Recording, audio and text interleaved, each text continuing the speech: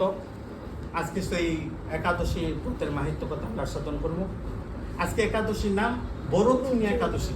সবাই নামটা বলেন, বরথিনী একাদশী ব্রত। বৈশাখ কৃষ্ণপক্ষিয়া বরথিনী একাদশী ব্রত মাহাত্ম্য ভবিষ্যোত্তর পুরাণে যুধিষ্ঠির শ্রীকৃষ্ণ সংবাদে বর্ণনা করা হয়েছে। যুধিষ্ঠির মহারাজ শ্রীকৃষ্ণকে বলিলেন, হে বাসুদেব, আপনাকে প্রণাম। বৈশাখ মাসে কৃষ্ণ পক্ষের একাদশী কি নামে প্রসিদ্ধ এবং তার মহিমাই বা কি, তার কৃপা করে আমাকে বলুন। এই একাদশীটা কিন্তু বৈশাখ মাসে, এলে কিন্তু 2 দিন আগে অবস্থা। ওই যে তো জ্যৈষ্ঠ মাস মল মাস, ওইটারে সম্পূর্ণ করুণের লেগা ওই একটু একাদশী দিকে গেছে, লড় হয়ে গেছে।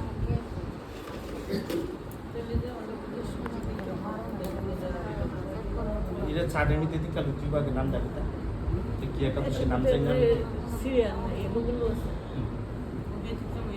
আবার দাদু মাঝখানে আবার দ্বাদশী দেওয়া হয়েছে। দ্বাদশী ব্রতের মাহাত্ম্যটি দেওয়া আলাদা।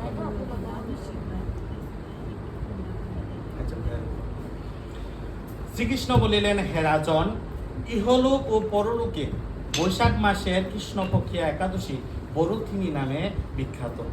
এই ব্রত পালনে সর্বদা সুখ লাভ হয় এবং পাপ ক্ষয় ও সৌভাগ্য প্রাপ্তি ঘটে। দুর্ভাগায় স্ত্রীলোক এই ব্রত পালনে সৌভাগ্য লাভ করে থাকে। ভক্তি ও মুক্তি প্রদানকারী এই ব্রত সর্বপাপ হরণ এবং গর্ভবাস যন্ত্রণা বিনাশ করে। এই ব্রত প্রভাবে মানদাতা, ধুন্ধুমার আদি রাজারা দিব্য ধাম লাভ করেছে। এমনকি মহাদেব শিবও এই ব্রত পালন করেছিলেন। দেবাদিদেব মহাদেব পর্যন্ত আজকের এই একাদশী ব্রত পালন করছিল। রামরা ডুবজায়া একাদশী বাইরে 10,000 বছর তপস্যার ফল কেবলমাত্র এক বরথিনী ব্রত পালনে লাভ হয়। যে শ্রদ্ধাবান ব্যক্তি এই ব্রত পালন করেন তিনি ইহলোক ও পরলোকে সমস্ত প্রকার বাঞ্ছিত ফল লাভ করে। আগের কথাটিকে আমি সত্যি কিছু না মিথ্যা করছি, শাস্ত্রে তার প্রমাণ আছে। হে নৃপশ্রেষ্ঠ, অশ্বদান অপেক্ষা গজদান শ্রেষ্ঠ। গজদান থেকে ভূমিদান, তার থেকে তিলদান, তিল থেকে স্বর্ণদান এবং তার অপেক্ষাও অন্নদান শ্রেষ্ঠ। অন্নদানের মতো শ্রেষ্ঠ দান আর নেই। পিতৃলোক, দেবলোক ও মনুষ্যেরা অন্নদানই পরিতৃপ্ত হন। পণ্ডিতেরা কন্যাদানকে অন্নদানের সমান বলে থাকেন। স্বয়ং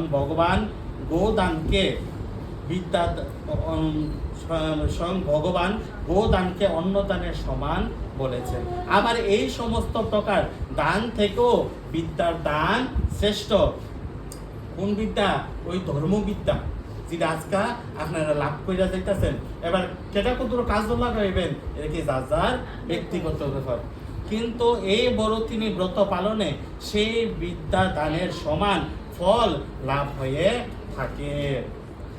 পাপমতী যে সব মানুষ কন্যার উপার্জিত অর্থে জীবন ধারণ করে, পূর্ণ ক্ষয়ে তাদের নরক যন্ত্রণা ভোগ করতে হয়। কি কইছে? সন্তান, পুত্র সন্তান থাকা সত্ত্বেও, স্বামী থাকা সত্ত্বেও যে ব্যক্তি কন্যার উপার্জিত অর্থ ভোগ করে, তাহলে তার কি করতে হইব?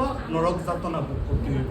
তার মানে কি, কন্যা উপার্জিত কোনো অর্থ মা বাবার কি ভোগ করা যাবে না। তাই কখনো কন্যার উপার্জিত অর্থ গ্রহণ করা উচিত নয়। এটারও কিন্তু আমরা কুসংস্কার মনে করি নাই, আমার মুখের কথা না। যে ব্যক্তি বিভিন্ন স্বর্ণালঙ্কার সহ কন্যা দান করে তার পুণ্যের হিসাব স্বয়ং চিত্রগুপ্ত করতে পারে না। তার জন্য কন্যা বিবাহ দিতে গেলে 1 স্বর্ণও দেওয়া লাগে। তাহলে কি অধিক পুণ্য চিত্রগুপ্ত এর হিসাব বর্ণনা করতে পারে না, এত পুণ্য। কিন্তু বরথিনী ব্রত পালনকারী কন্যাদান থেকেও বেশি ফল লাভ করে। ব্রতকারী ব্যক্তি দশমীর দিনে কাঁসার পাত্রে ভোজন, মাংস, মুসুর, ছোলা, শাক, মধু, অন্যের প্রদত্ত অন্ন একাদশীর আগের দিন যেদিন সংযম করা হবে এদিন পর অন্ন গ্রহণ করা যাবে না। কিন্তু আমরা কয়টা মানি? 2 বার আহার ও মৈথুন পরিত্যাগ করবে। দ্রুত ক্রিয়া, নেশা জাতীয় দ্রব্য, দিবানিদ্রা, দিনের বেলা ঘুমান যেত না, পরনিন্দা, পরচর্চা, প্রতারণা, চুরি, হিংসা, মৈথুন, ক্রোধ ও মিথ্যা বাক্য একাদশীর দিনে বর্জনীয়।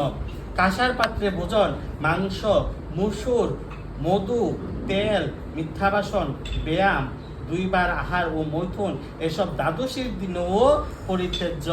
হে রাজন, এই বিধি অনুসারে বড়দিনী ব্রত পালনে সকল প্রকার পাপের বিনাশ এবং কি অক্ষয় গতি লাভ হয়। যিনি হরিবাসরে রাত্রি জাগরণ করে ভগবান জনার্দনের পূজা করেন, তিনি সর্বপাপ মুক্ত হয়ে পরগতি লাভ করেন।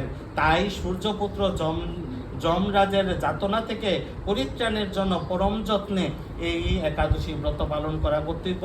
বড়দিনী একাদশী ব্রত কথা শ্রদ্ধা করে পাঠ বা আজকে যারা শ্রবণ করছে, শ্রবণ করলে সহস্র গৌদানের ফল লাভ হয় এবং সর্বপাপ থেকে মুক্ত হয়ে বিষ্ণু লোকে গতি হয়। এই লোক আজকে একাদশীর মাহিত্য কথা।